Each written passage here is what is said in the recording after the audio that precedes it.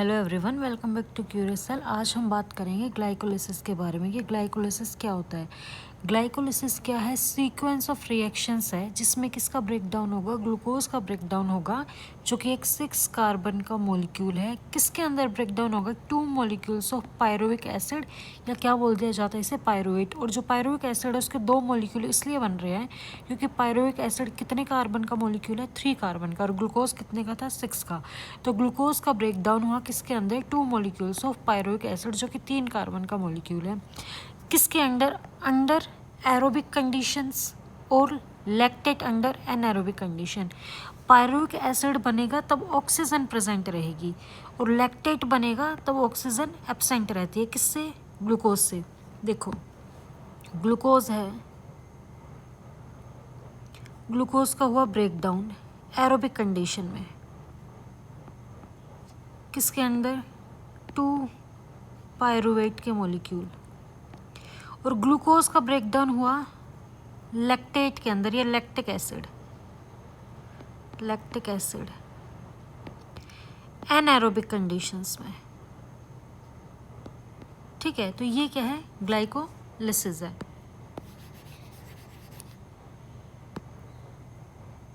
इसके बाद क्या होता है? तब ये प्रोसेस होती है तो इसमें फॉर्मेशन होता है एनर्जी का, और एनर्जी किसके फॉर्म में बनती है? एटीपी, जिसे बोला जाता है एडिनोसिन ट्राइफॉस्फेट। जो ये पाथवे था, ये 3 साइंटिस्ट ने मिलकर दिया था, एम्डन, मेयरहोफ एंड परनास। इसलिए इस पाथवे को क्या बोला जाता है? एम्डन मेयरहोफ पाथवे या ईएम पाथवे। इस ग्लाइकोलिटिक पाथवे में क्या होता है? ऑक्सीडेशन किया जाता है ग्लूकोज का। किसके अंदर? पायरुवेट के अंदर। और क्या बनता है? ATP and NADH. एनएडीएच भी एक एनर्जी का फॉर्म है।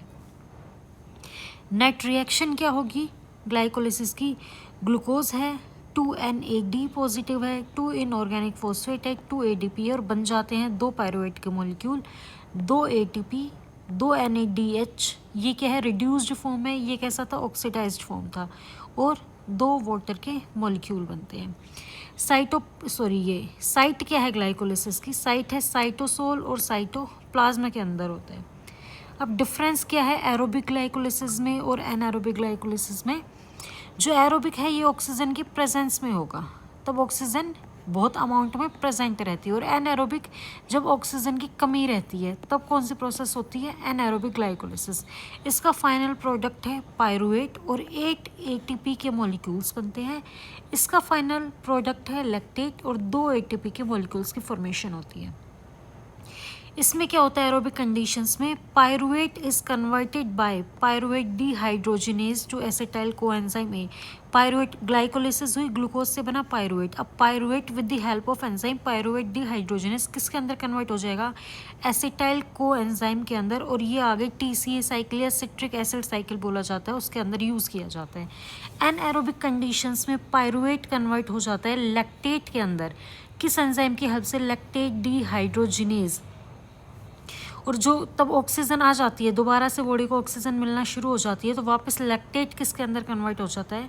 पायरुवेट के अंदर कन्वर्ट हो जाता है। और पायरुवेट डीहाइड्रोजिनेज की हेल्प से कन्वर्ट हो जाता है एसिटाइल कोएंजाइम ए में। कौन कौन से फेज हैं ग्लाइकोलिसिस के? 2 फेज हैं ग्लाइकोलिसिस के। एक है प्रिपरेटरी फेज, एक है पे ऑफ फेज। प्रिपरेटरी फेज को ग्लूकोज एक्टिवेशन फेज भी बोला जाता है, क्योंकि इसमें ग्लूकोज को एक्टिवेट किया जाता है। इस फेज में क्या होता है? ग्लूकोज है उसका कन्वर्जन हो जाता है ग्लिसरॉल्डिहाइड 3 फॉस्फेट में अंदर। और कितने स्टेप टेक प्लेस करते हैं यहाँ पे? 1st, 2nd, 3rd, 4th, 5th। इन 5 स्टेप को बोला जाता है प्रिपरेटरी फेज के स्टेप्स या ग्लूकोज एक्टिवेशन फेज के स्टेप्स। दूसरा है पे ऑफ फेज। पे ऑफ फेज का मतलब क्या है कि यहाँ पे हमें एनर्जी मिलेगी, इसलिए इस फेज को बोला जाता है एनर्जी एक्सट्रैक्शन फेज। इसमें ग्लिसरॉल्डिहाइड 3 फॉस्फेट कन्वर्ट हो जाता है पायरुवेट के अंदर। क्या क्या होगा इसमें? रिएक्शंस हैं, किसकी हेल्प से बताएंगे? साइकिल बनी हुई है उसकी हेल्प से बताएंगे कि क्या क्या हो रहा है। ग्लाइकोलिसिस में आप ये देख रहे हैं, पहला स्टेप, दूसरा स्टेप, तीसरा स्टेप, चौथा स्टेप और 5th स्टेप। ये पाँचों के पाँचों हैं प्रिपरेटरी फेज के स्टेप्स। सबसे पहले क्या है? ग्लूकोज है हमारे पास, 6 कार्बन का मॉलिक्यूल है, ये कन्वर्ट हो जाता है ग्लूकोज 6 फॉस्फेट के अंदर। इसमें क्या होता है, Mg2 पॉजिटिव आयन का यूज़ होता है, ATP कन्वर्ट हो जाती है ADP के अंदर इन the presence of enzyme hexokinase. Hexokinase की प्रेजेंस में ग्लूकोज कन्वर्ट होता है ग्लूकोज 6 फॉस्फेट पे, ठीक है। फिर ग्लूकोज 6 फॉस्फेट का आइसोमराइजेशन हो जाता है fructose 6 phosphate in the presence of enzyme glucose 6 phosphate isomerase. फिर फ्रुक्टोज 6 फॉस्फेट कन्वर्ट हो जाएगा फ्रुक्टोज 1,6 बाईफॉस्फेट या डाईफॉस्फेट में। इसमें भी ATP किसके अंदर कन्वर्ट हो जाती है, ATP का यूज़ किया जाता है ADP के अंदर, ठीक है। Mg पॉजिटिव आयन और एंजाइम का नाम है फोस्फोफ्रुक्टोकाइनेज फर्स्ट। फ्रुक्टोज 1,6 डाईफॉस्फेट कन्वर्ट हो जाएगा इन the presence of enzyme aldolase किसके अंदर, ग्लिसरल्डिहाइड 3 फॉस्फेट, और ये आइसोमराइज हो जाता है डाई हाइड्रोक्सी एसीटोन, या इसे डैप भी बोला जाता है, DHAP, di hydroxy acetone phosphate, ठीक है। एंजाइम कौन सा यूज हुआ, ट्राई आइसोफॉस्फेट आइसोमरेज। ये तो 5 स्टेप हो गए प्रिपरेटरी फेज के। बाद में आते हैं पे ऑफ फेज के स्टेप्स।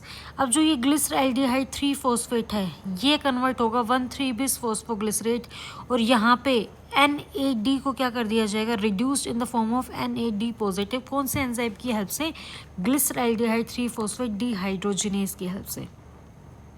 फिर 1,3-bis फॉस्फोग्लिसरेट कन्वर्ट होता है 3-फॉस्फोग्लिसरेट में, यहाँ पे 2 ATP की फॉर्मेशन हो जाती है और एंजाइम यूज होता है फॉस्फोग्लिसरेट काइनेज।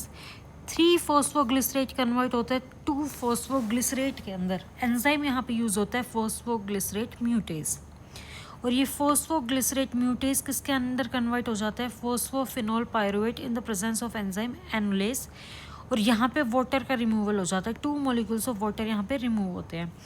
अब जो फॉस्फोइनोल पायरुवेट है वो अपने प्रोडक्ट में कन्वर्ट हो जाएगा, जो अपना लास्ट प्रोडक्ट है ग्लाइकोलिसिस का, 2 मॉलिक्यूल्स ऑफ पायरुवेट, और यहाँ पे भी 2 ATP की फॉर्मेशन होती है, और एंजाइम होता है यहाँ पे पायरुवेट काइनेज।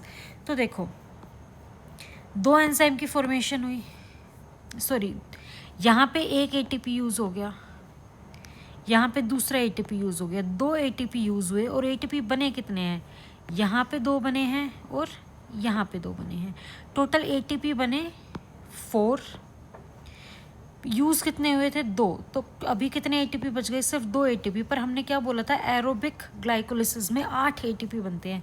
अब देखो यहाँ पे कितने NADH बने, 2 NADH, और एक और जगह NADH की फॉर्मेशन होती है, नहीं हाँ 2 NADH यहाँ बन गए। जो ये 2 NADH होते हैं इसमें क्या होता है, 2 ATP है, ये 2 NADH, एक NADH की अगर बात की जाए तो ये बराबर होता है 3 ATP के, तो 2 NADH किसके बराबर हो गए, 6 ATP के, 6 ATP तो ये और 2 ATP ये, तो टोटल कितने ATP हो गए, 8 ATP, ठीक है। तो ये थी ग्लाइकोलिसिस की प्रोसेस। टोटल 10 स्टेप्स की प्रोसेस है ये, 10 स्टेप हैं टोटल इसके अंदर, जिसमें 2 स्टेप है सबस्ट्रेट फॉस्फोराइलेशन। सबस्ट्रेट फॉस्फोराइलेशन का स्टेप हम किसे बोलते हैं, जहाँ पे ATP की फॉर्मेशन हो रही है, जैसे एक ATP बना है यहाँ पे और एक ATP बना है यहाँ पे, इन दोनों स्टेप्स को बोला जाता है substrate level phosphorylation. Total step है 10 स्टेप। तो ये थी ग्लाइकोलिसिस की प्रोसेस। नेक्स्ट वीडियो में देखेंगे TCA साइकिल के बारे में। जो ये पायरुवेट यहाँ पे बन चुका है लास्ट में, ये पायरुवेट जो बन गया, ये कैसे माइटोकॉन्ड्रिया के अंदर जाके इसकी हेल्प से क्या TCA साइकिल चलती है, ये हम नेक्स्ट वीडियो में देखेंगे। अभी के लिए थैंक यू सो मच।